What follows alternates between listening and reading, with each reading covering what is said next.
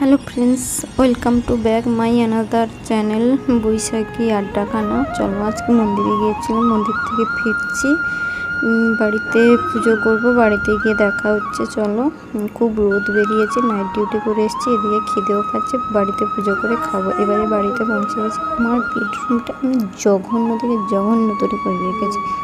কালকে night of আছে, কালকে রুমটা গোছাবো। দেখো রুমটা কি অবস্থা করে রেখেছি, একটা জামা খুঁজতে গিয়ে এইরকম অবস্থা করে রেখেছি। এসে আমাকে আবার সব গোছাতে হবে।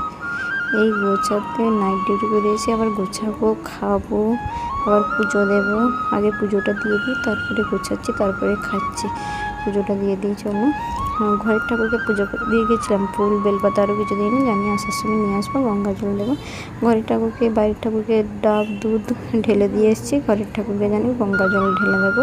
এইখানে শুক্রবারে ডাব আর দুধ ঢালবো আমাদের ঠাকুরকে। এখন বেলপাতা আর গঙ্গা জল দিয়ে পুজো দিয়ে দিই। কর্পূরটা নিয়ে এসেছিলাম। চলো দেখা করছি।